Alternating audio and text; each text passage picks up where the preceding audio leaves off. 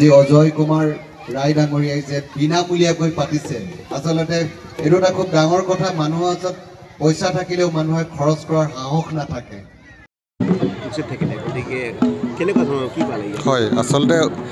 আমি বহু ৱৰ্কশ্বপতে এইবছৰ দেখিছোঁ বা ময়ো উপস্থিত আছোঁ কিন্তু এইখন অলপ এক্সেপশ্যনেল আৰু সঁচাকৈ মই দেখি অভিভূত হৈছোঁ ইমান ধুনীয়া সৰুৰ পৰা ল'ৰা ছোৱালীয়ে প্ৰায় মোটামুটি ছিল 500 মানে হৈছে নেকি মোৰ এনেকুৱা ধাৰণা এটা হৈছে ঢুলীয়াৰ পৰা সৰু নাচনীৰ পৰা ডাঙৰ নাচনীলৈকে আৰু গতিকে এইখন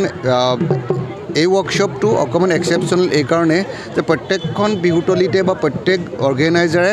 একোগৰাকী প্ৰশিক্ষাৰ্থীৰ পৰা প্ৰায় 1200 টকাৰ পৰা 1500 টকালৈকে ফিজ হিচাপে লয় গতিকে ইয়াতে কিন্তু ফ্ৰীকৈ কৰা হৈছে এইটো এটা খুব ডাঙৰ খুব এটা আটাইতকৈ মানে সঁচাকৈ তাৎপৰ্যপূৰ্ণ আপোনালোকে চাওক যে কিছুমান ভাল শিক্ষাৰ্থী পইচাৰ দুখতে হয়তো এডমিশ্যন ল'ব নোৱাৰে বা শিকিব নোৱাৰে কিন্তু তেখেতে বিনামূলীয়াকৈ দিছে কৰিছে কিন্তু মই এইটো ক'ব খুজিছোঁ যে মানুহৰ ওচৰত পইচা থাকে কিন্তু মুক্ত হস্তে খৰচ কৰিব নোৱাৰে বা নোখোজে কিন্তু তেখেতৰ ওচৰত হয়তো পইচা নাই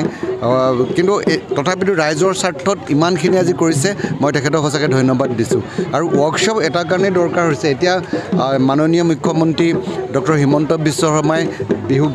Guinness book of world record কৰিলে এতিয়া আকৌ 25,000 বিহুৱা লৈ পিনে কৰিব খুজিছে যদিহে এখেতসকলৰ নিচিনা বিধায়কে যদি বিনামূলীয়াকৈ যদি প্ৰত্যেকখন জিলাতে একোটা এটা ডাঙৰ ৱৰ্কশ্বপ অনুষ্ঠান কৰে আমি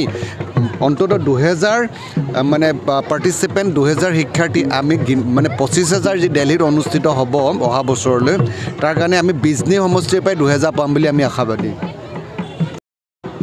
আপোনাৰ প্ৰচেষ্টাত যি 5 দিনীয়া বিনামূলীয়া বিহু কৰ্মশালা নিশ্চয় ভাল এটা পদক্ষেপ হ'ব লাগিব কাৰণ বিভিন্ন যথেষ্ট সংখ্যক ইয়াত পৰীক্ষাতে উপস্থিত হৈছে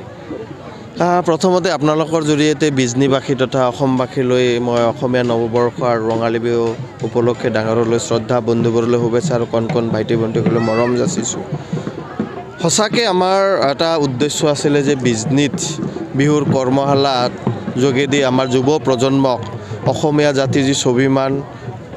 অসমীয়াৰ জাতিৰ যি প্ৰতীক বাপতি সাহোন বিহুটিক আগবঢ়াই লোৱাৰ সেই প্ৰচেষ্টাক যথেষ্টখিনি বিজনীবাসী ৰাইজে সঁহাৰি আগবঢ়াইছে আৰু আমাৰ আজি ৰঞ্জিত গগৈ ডাঙৰীয়াৰ টীম আজি 5 দিনে আমাৰ মাজত আছিলে আৰু আজি ৰঞ্জিত গগৈ ডাঙৰীয়াও আমাৰ অসমৰ গৌৰৱ তেওঁ আমাৰ মাজত আহি পাইছেহি প্ৰায় 400ৰো অধিক আমাৰ যিসকল যুৱ প্ৰজন্মই এই বিহু কৰ্মশালাত ভাগ লৈছিলে মই ভাবোঁ যথেষ্টখিনি তেওঁলোকে ইয়াৰ পৰা শিকিবলৈ পাইছে আচলতে আমি অসমৰ লয়াৰ অসম বুলি ক'লে বিহুৰ আপাৰৰ দৰে ইমান বেছি তেওঁলোকে হয়তো 1 মাহৰ পিছত পাহৰি যোৱা যেন লাগে মই ভাবোঁ যে গোটেই বছৰটো অসমৰ এই স্বাভিমানক আঁকোৱালি ৰাখিব লাগে সেইকাৰণে এই প্ৰেৰণা যোগোৱাৰ কাৰণে এই প্ৰচেষ্টা আমাৰ আছিলে আৰু এই প্ৰচেষ্টাত মই ভাবোঁ যে কিছু পৰিমাণে হ'লেও আমি সাকসেস পাবলৈ সক্ষম হৈছোঁ খুব ধুনীয়াকৈ মই দেখিছোঁ যে আমাৰ সুপ্ত প্ৰতিভাক জগাই তোলাৰ যি আমাৰ প্ৰচেষ্টা সেই প্ৰচেষ্টা ইতিমধ্যে আমি দেখিছোঁ যথেষ্টখিনি নাচনী আছে ঢুলীয়া আছে তেওঁলোকে যথেষ্টখিনি শিকিব পাৰিছে আৰু তেওঁৰ প্ৰতিভাক আমাৰ মাজত তুলি ধৰিব পাৰিছে বা ৰাইজৰ মাজত তুলি ধৰিব পাৰিছে মই ভাবোঁ যে যোৱাবাৰ প্ৰায় নতুনকৈ আমি 4টা 5টা বিহু দলৰ আমাৰ বিজনীতে তেওঁলোকে প্ৰয়াস কৰিছিলে বিহু দল তেওঁলোকে নতুনকৈ সৃষ্টি কৰিছিলে এইবেলি মই ভাবিছোঁ আৰু বেছিকৈ হ'ব আৰু এই যি যাত্ৰা আমাৰ যুৱ প্ৰজন্মক প্ৰেৰণা দিয়াৰ যি যাত্ৰা বিহুক লৈ এইটো আমি সদায় অব্যাহত ৰখাৰ চেষ্টা আমি কৰিম কাৰণ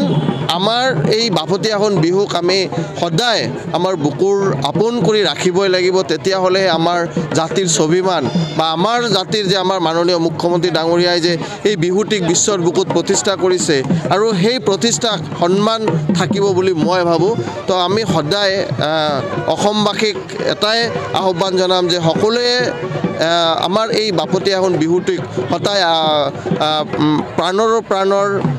মনৰ ভিতৰত একেবাৰে গাঁঠি ল'ব লাগে সদায় আমাৰ যুৱ প্ৰজন্মক প্ৰেৰণা দি আগবঢ়াই লৈ যাব লাগে তেতিয়াহ'লে নিশ্চয়কৈ আমাৰ যি উদ্দেশ্য সেই উদ্দেশ্য ভৰ্তি থাকিব বিহুৱে বিশ্ব ৰেকৰ্ড কৰিলে পূৰ্বতে মুখ্যমন্ত্ৰী হিমন্ত বিশ্ব শৰ্মাৰ নেতৃত্বত পুনৰবাৰ 25,000 বিহুৱতীক লৈ দিল্লীত এটা প্ৰদৰ্শন কৰিবলৈ আগবাঢ়িছে কি ক'ব